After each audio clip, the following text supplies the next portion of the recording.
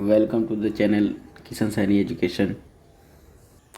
आज 7 सितंबर 2023, 7 सितंबर 2023, बृहस्पतिवार। जैसा कि आपको पता है दोस्तों कि इस चैनल में हम द हिंदू के आर्टिकल को एनालाइज करते हैं। आज दोस्तों कुछ खास खबर तो नहीं है, हम सीधा अपने आर्टिकल पे आते हैं, सीधा अपने एडिटोरियल के आर्टिकल पे आते हैं। दोस्तों अभी 18 से 22 तारीख को जो स्पेशल सेशन बुलाई गई है, उसमें कहीं पे भी ऑफिशियल नहीं है कि किस बारे में बात होगी। जैसे आप ले सकते हैं यूसीसी, यूनियन सिविल कोड को लेकर हो सकता है, वन नेशन वन इलेक्शन के बारे में हो सकता है। और अभी 2 दिन से ये चर्चा में आ रही है कि हम भारत इंडिया को इंडिया जो है उसको हम भारत के नाम से जाना जाए। हालांकि ऐसा नहीं है कि इंडिया को भारत के नाम से नहीं जाना जाता, मतलब इसको ऑफिशियली कर दिया जाए।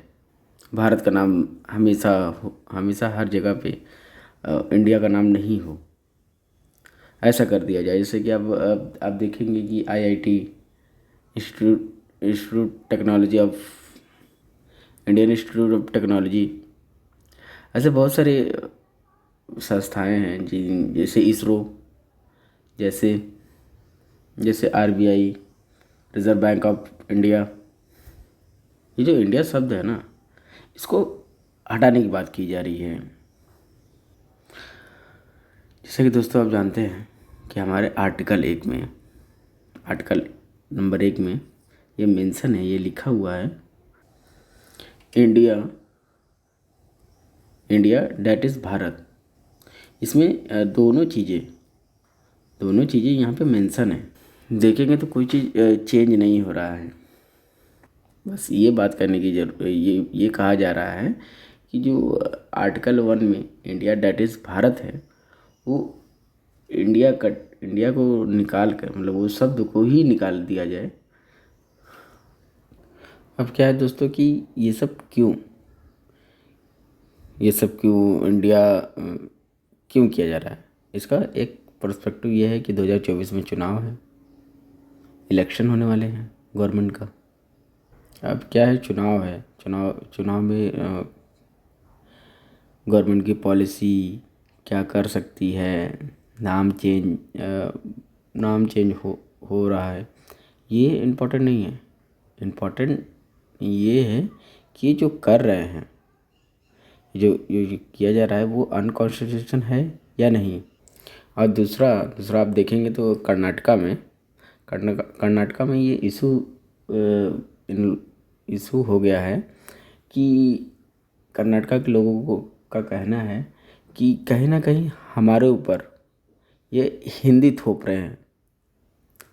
हिंदी का, अब साउथ में जाएंगे तो वहाँ पे अधिकतम लोग इंग्लिश में ही बोलते हैं, अधिकतम लोग, बाकी लोग अपनी भाषा का प्रयोग करते हैं। और उत्तर भारत और दक्षिण भारत में हमेशा ये डिबेट होती रहती है कि हिंदी को लेकर और इंग्लिश को लेकर। और कर्नाटका का कहना है कि जो इंडिया इंग्लिश वर्ड है और जो भारत है वो हिंदी वर्ड है। तो कहीं ना कहीं हमारे ऊपर ये थोप रहे हैं, हिंदी थोप रहे हैं। गवर्नमेंट, उनका कहना है कि गवर्नमेंट जो है वो हिंदी का प्रचार प्रसार ज़्यादा कर रही है, जिससे उनको प्रॉब्लम होगी। देखिए अभी कहीं से ऑफिशियल नहीं हुआ है। और ये दूसरी चीज़ ये है कि जो पॉलिटिकल पार्टीज़ हैं, उनका कहना है, वो तर्क दे रहे हैं कि भारत जो है वो पहले से ही उनको भारत ओरिजिनल नेम है। पुराने जितने भी डॉक्यूमेंट्स को देखें, चाइनीज डॉक्यूमेंट्स को देखें, एवं शुरुआती में ग्रीक्स डॉक्यूमेंट्स को भी देखें, तो भारत क्या है वहाँ पर आप देखेंगे तो भारत इंडिया का जिक्र किया जाता है। अब दूसरी चीज़ देखें तो सिंधु नदी की इंडिस नदी भी बोला जाता है। आप देखेंगे तो आज़ादी के बाद 1947 के बाद पाकिस्तान पाकिस्तान ने ये क्लेम किया कि इंडिया शब्द जो है वो मुझे मिलना चाहिए, और इन्होंने क्लेम भी किया था। लेकिन कहीं ना कहीं ये पूरा भारत के पक्ष में आया और उसका नाम इंडिया रखा गया। सारी जगह पॉलिटिक्स चल रही है। तो दोस्तों ये जो आर्टिकल है इस पर ज़्यादा तो कुछ नहीं, ज़्यादा कुछ खास नहीं है, क्योंकि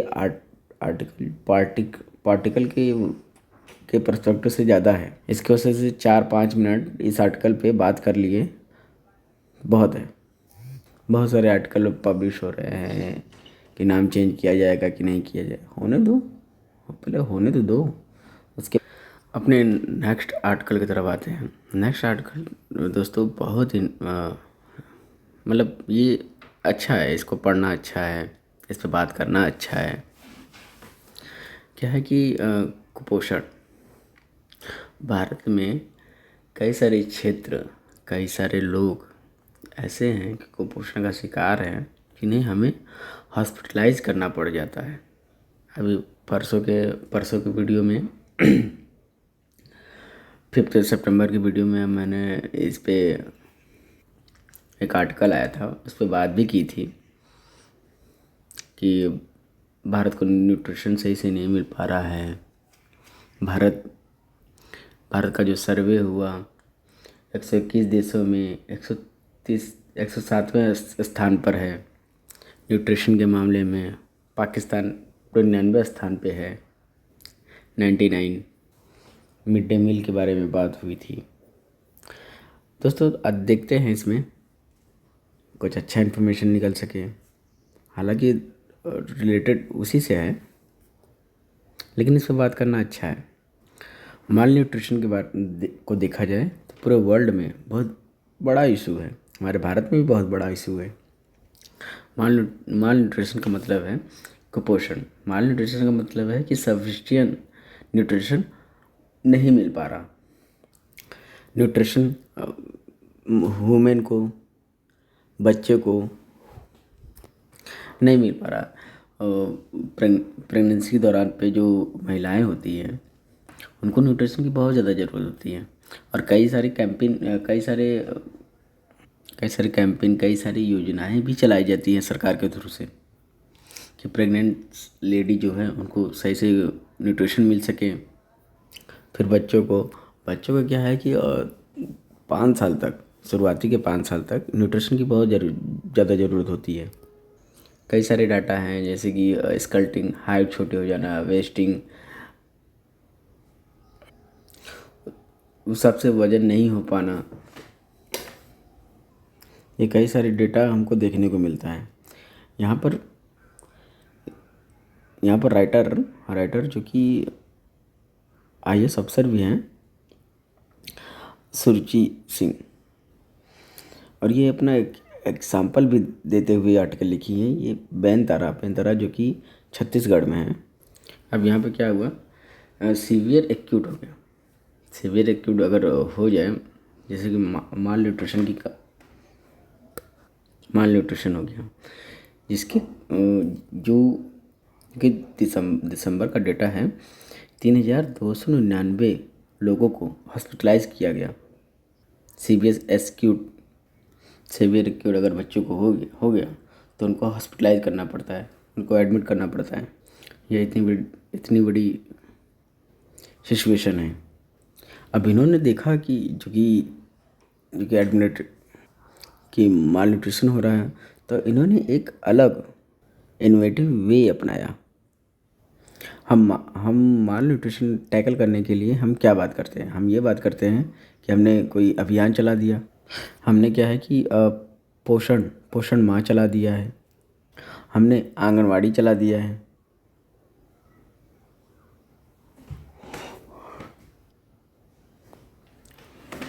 इंपॉर्टेंट चीज हम भूल जाते हैं, अवेयरनेस। माल न्यूट्रिशन किसी चीज की कमी होने के कारण भी नहीं हो रहा है, ये चीज समझिए।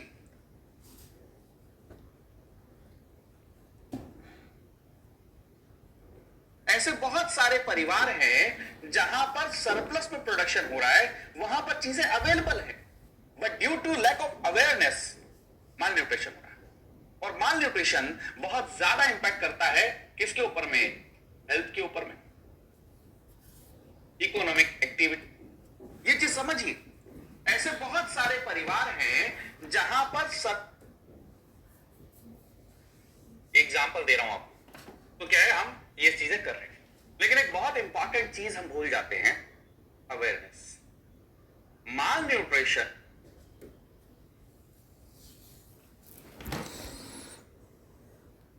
सॉरी, ये कई सारे कैंपेन हम चला रहे हैं, गवर्नमेंट चला रही है। अब यहाँ पे समझने की कोशिश करिए कि कैसे बहुत कई सारे परिवार हैं जिन्हों के पास सफिशिएंट न्यूट्रिशन है, लेकिन फिर भी उस क्षेत्र में उनको माल न्यूट्रिशन हो रहा है। माल न्यूट्रिशन क्या है? माल न्यूट्रिशन हमारे हेल्थ के ऊपर इम्पैक्ट पड़ रहा है, हमारे इकोनॉमी के ऊपर इम्पैक्ट पड़ रहा है, एंड ब्रेन के ऊपर के भी ऊपर इम्पैक्ट पड़ रहा है। इसीलिए कहा जाता है कि बच्चे को जो शुरुआती के दौर पे उनको सफिशिएंट न्यूट्रिशन मिलना चाहिए। अब इन्होंने क्या किया, अपने डिस्ट्रिक्ट के अंदर में इन्होंने बहुत ही बेहतरीन अप्रोच अपनाई, और इन्होंने क्या किया कि चीज़ें यहाँ पर अवेलेबल है। यहाँ पे प्रोडक्शन बहुत अच्छे खासे तरीके से होती है, खेती अच्छी होती है, लेकिन अवेयरनेस भी है, यहाँ पे अवेयरनेस भी है। अब अवेयरनेस क्या है? अवेयरनेस होने के कारण में लोगों को डाइट नहीं मिलती, कई सारी चीज़ें हैं, मिथ्य भी हैं। इसी तरीके से बोलेंगे मिथ्य है कि ये चीज़ खाने से ये हो जाता है, वो चीज़ नहीं खाना चाहिए। तो इस तरीके से हमको जो न्यूट्रिशन है मिल नहीं पाता है। कई सारे मिथ्य जो हैं उनको तोड़ना पड़ेगा, और ये सब कई सारे मिथ्य को तोड़ने के लिए इन्होंने क्या किया, अपने डिस्ट्रिक्ट के अंदर में आइडेंटिफाई किया कि किस किस टॉपिक के अंदर में माल न्यूट्रिशन की समस्या आ रही है। इन्होंने हर फ्राइडे को काउंसलिंग करनी शुरू कर दी पेरेंट के साथ। अब यहाँ पे इन्होंने बहुत ही अच्छा काम किया है कि हमारी जो स्टेट है जो पॉलिसी अपनाती है उसको सही सही लोगों में डिस्ट्रीब्यूट नहीं हो पाता है, मिल नहीं पाता। फिर उन्होंने काउंसलिंग करनी शुरू कर दी, और इसमें इनको पॉजिटिव रिजल्ट मिला। अब क्या है कि कई लोग कहते हैं कि माल न्यूट्रिशन पे बात ही क्यों करना, और यहाँ पे ये चीज़ समझते हैं, अगर बच्चों को न्यूट्रिशन नहीं मिलेगा, अच्छे से न्यूट्रिशन नहीं मिलेगा, सबसे पहला चीज़ उनके ब्रेन का विकास सही से नहीं हो पाएगा। इसके लिए ज़रूरी न्यूट्रिशन चाहिए। और दूसरी चीज़ फिजिकल हेल्थ में प्रॉब्लम होने लगेगी। अब जैसे कि ब्रेन का विकास अगर सही से नहीं हुआ, तो जो स्किल जो आप सीखना चाह रहे हैं वो आप अच्छे तरीके से नहीं सीख पाएंगे। उसके बाद क्या है कि फिजिकल हेल्थ आप सही नहीं रहेंगे। सही गति साथ में एक और चीज क्या होगी, क्योंकि आपकी हेल्थ ठीक नहीं रहेगी तो आप हेल्थ केयर सिस्टम में भी क्या है, आप उसके ऊपर में डिपेंडेंट रहेंगे, तो अल्टीमेटली एक साइकिल बन जाएगा। तो इसलिए कहा जाता है कि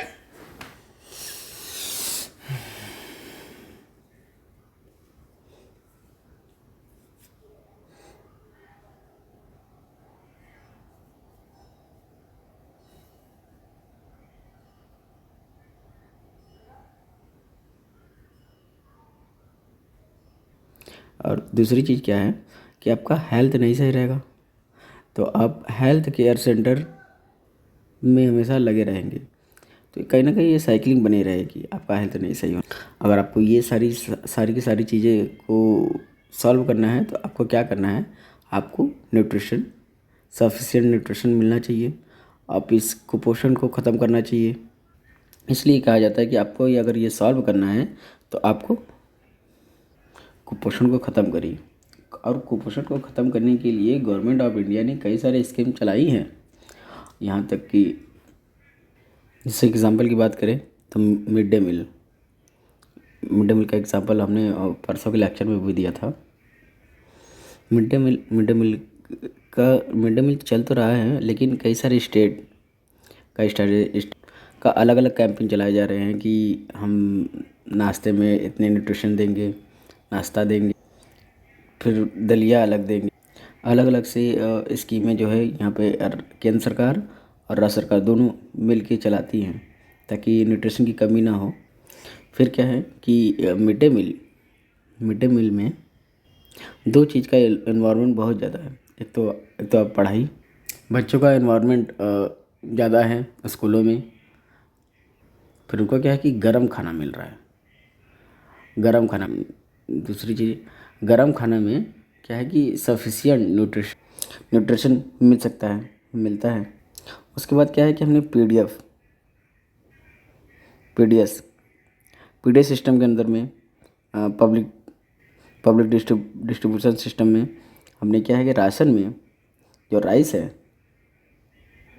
राइस में फोर्टिफाइड राइस को ऐड ऑन करना। ये आर्टिफिशियल राइस रहता है और इसमें न्यूट्रिशन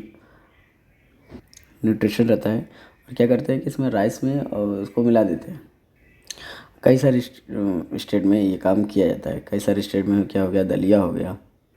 कई सारे स्टेट में देखिए दूध, जैसे कर्नाटका स्टेट में अगर आप देखेंगे दूध ज़्यादा खाना आपके न्यूट्रिशन को सफिशिएंट कर सकता है। ये सही नहीं है, क्योंकि बल्कि सही खाना आपके न्यूट्रिशन की पूर्ति कर सकता है। ठीक है दोस्तों, ये सारी की सारी चीज़ें माल न्यूट्रिशन के पर्पज से था। अगर आप इसको, ये टॉपिक ऐसा है कि यूपीएससी यहाँ से क्वेश्चन बना सकती है मेंस में। आप इसको पसंद करो या ना करो, लेकिन मेंस में यहाँ से क्वेश्चन बन सकता है। वो पूछ लेगी कि माल न्यूट्रिशन को कैसे सॉल्व किया जाए। गवर्नमेंट कई सारे स्कीमें निकाल रही हैं, स्कीम के बारे में पूछ लें। बहुत सारी चीज़ें के बारे में पूछ सकती है यूपीएससी। तो इस पे ध्यान दो और अच्छे खासे न्यूट्रिशन लीजिए, एक्सरसाइज भी कीजिए। ऐसा नहीं है कि हम खाली से बस पढ़ ही रहे हैं, बस हमारे जीवन में बस पढ़ाई है और कुछ नहीं है। घर से हम कह के आए हैं कि नहीं हमको पढ़ना है। पढ़िए, लेकिन एंजॉय लेके पढ़िए। एंजॉय लेकर नहीं पढ़ेंगे सर तो आप पागल हो जाएंगे। आधे घंटे का एक्सरसाइज कीजिए, अपने शरीर को, अपने हेल्थ को मेंटेन रखिए। अभी आप यंग हैं, चीज़ें को नहीं देख पा रहे हैं, लेकिन ये ज़रूरी है, एक्सरसाइज कीजिए। ठीक है दोस्तों, अब हम आते हैं अपने नए आर्टिकल की तरफ। Air pollution. अगर आप क्लाइमेट चेंज की बात करें, क्लाइमेट चेंज की बात करें तो आप देखेंगे एक जो साइलेंट किलर की तरह काम कर रहा है वो एयर पोल्यूशन। कई सारी रिपोर्ट आ रही हैं। अब देखेंगे कि 2023 में WHO की रिपोर्ट में मिलियन लोगों की जान चली जा रही है लंग्स के कैंसर। लंग कैंसर क्यों हो रहा है, इसमें मेजर रीज़न है, वो है एयर पोल्यूशन। और आप हेल्दी एनवायरनमेंट में रहना, ये आपका फंडामेंटल राइट्स है। लेकिन फिर भी हमको इस एयर पोल्यूशन में कोई बात नहीं हो पाती है। आप देखेंगे दिल्ली में विंटर के समय में कि वहाँ पे गैस चैम्बर बन जाता है। और चूँकि ये हर साल होता है, हर साल होने से जब जब होता है तब तब वहाँ की गवर्नमेंट, वहाँ की सरकारें ये वादा करती है कि नहीं हम इस पे करेंगे। 8 महीने तक उस 4 महीने के लिए जो भी पॉलिसी बनाई गई है उसको लेकर कोई भी बात डिबेट नहीं होता है, कोई बात होती नहीं है। अब ये देखो कि 7 सितंबर को 2019 के 2019 में ये अनाउंसमेंट किया गया कि हम लोग 7 सितंबर को डे ऑफ क्लीन एयर को मनाएंगे। 2019 में ये अनाउंसमेंट किया गया। ये यंगस्टर के ऊपर बहुत इम्पैक्ट कर रहा है, वुमेन के ऊपर बहुत इम्पैक्ट कर रहा है। अस्थमा के पेशेंट को क्या कर रहा है, वो इंक्रीज़ कर रहा है। ये बहुत ज़्यादा ज़रूरी है। आप एयर क्वालिटी को कैसे इम्प्रूव करें, अब कैसे मेजर्स लें। अब मेजर्स का मतलब ये नहीं है कि आप गाड़ियों का आना जाना बंद कर दें, कंस्ट्रक्शन को बैन कर दें। कोई लॉन्ग टर्म मेजर्स भी हो सकता है। इलेक्ट्रिक व्हीकल के बारे में करना चाहिए। इलेक्ट्रिक व्हीकल से क्या है कि धुआं कम होगा, पोल्यूशन कम होगी। कई सारे एग्जाम्पल हैं कि आप इसको इंक्रीज़ कर सकते हैं, ताकि क्योंकि क्या है ना कि अब लोग आना जाना बंद नहीं करेंगे। ये एग्जाम्पल बस इंडिया का दिया। और भी चीज़ें अलग अलग देशों में अलग अलग चीज़ें हैं जो कर सकते हैं। ये सब सारी चीज़ें हम स्टेट लेवल पे हमको प्लान करने की ज़रूरत है। फिर आपको डिस्ट्रिक्ट लेवल पे प्लान करने की ज़रूरत है। डिस्ट्रिक्ट लेवल से काम करना पड़ेगा। अगर आपको सोल्यूशन चाहिए, सबसे पहले आपको समझना पड़ेगा कि हाँ भाई, एयर पोल्यूशन तो देश में है। क्योंकि हमारे यहाँ पे सबसे बड़ी चीज़ होता है कि हम लोग इसको डिनाइड करते हैं। डॉक्टर कह रहे हैं कि एयर पोल्यूशन है। अगर एयर पोल्यूशन है तो इस पर क्या है कि डायरेक्टली ह्यूमन हेल्थ पे इम्पैक्ट पड़ रहा है। लेकिन पॉलिसी फॉर्मुलेशन के अंडर में ये चीज़ें नहीं।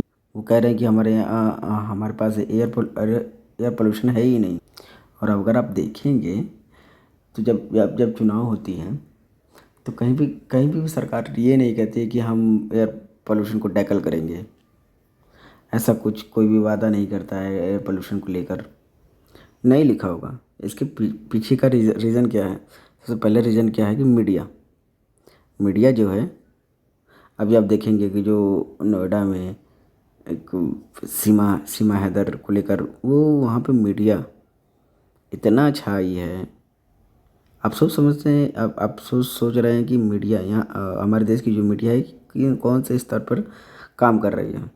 दूसरी चीज़ें, आप पॉलिटिकल पार्टीज़ को देखिए कि ये रिलीजन के ऊपर बात करता है, कास्ट के ऊपर बात करता है।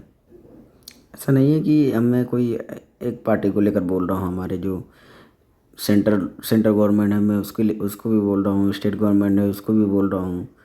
एयर पोल्यूशन को लेकर इन्होंने कोई भी पॉलिसी अभी तक बनाई ही नहीं है। अगर आप देखोगे कि लंग कैंसर जो है, लंग कैंसर कहीं ना कहीं एयर पोल्यूशन की वजह से हो रहा है। और WHO की रिपोर्ट में लगभग 10 मिलियन लोग 10 बिलियन लोगों की डेथ हो रही है लंग कैंसर की वजह से।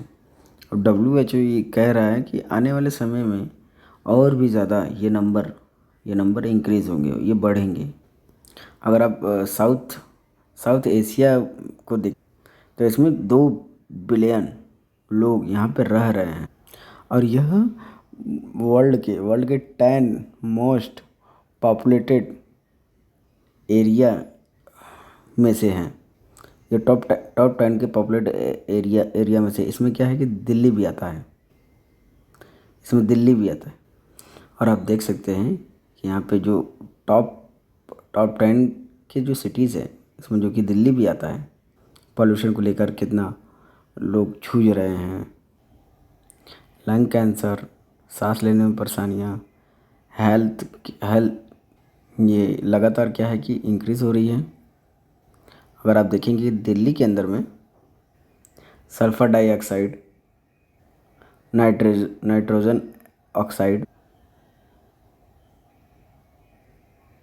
फिर कार्बन मोनोऑक्साइड, फिर ओजोन, सब चीज़ को अगर आप देखें कि तो आपका जो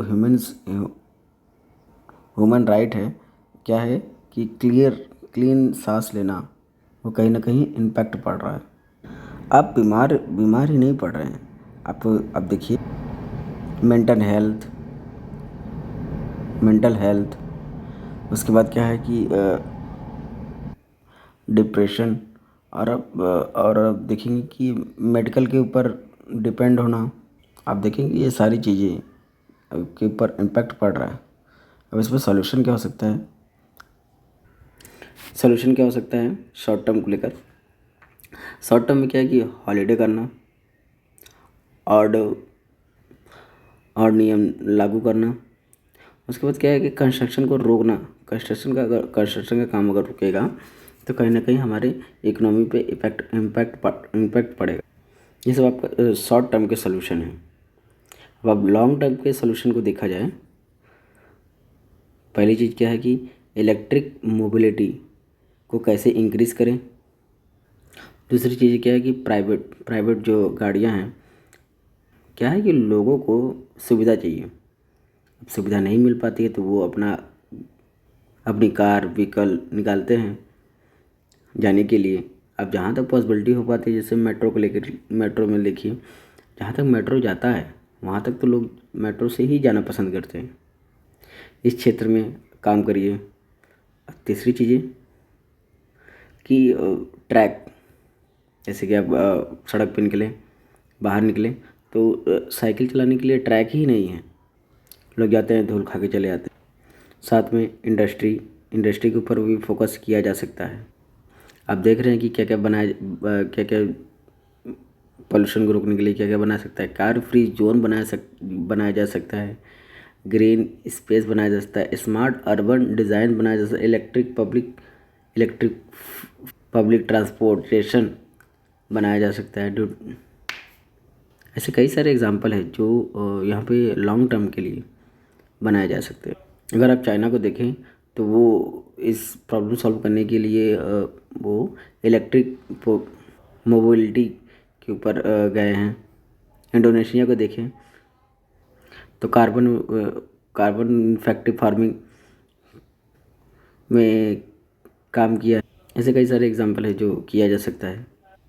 और ये याद करिएगा कि यूनाइटेड नेशन जनरल असेंबली ने यह डिक्लाइन किया है कि 7 सितंबर को international day of clean air for blue sky ऐसा घोषित किया है। और कब घोषित किया? 2019 में। और ये क्वेश्चन आपके एग्ज़ाम के प्रीलिम्स में आ सकता है। ठीक है दोस्तों, यहाँ तक इतना ही।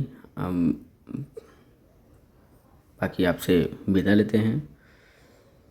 स्वस्थ रहें, खुश रहें, हमारा वीडियो देखते रहें, लाइक एंड सब्सक्राइब करें। जय हिंद, जय भारत।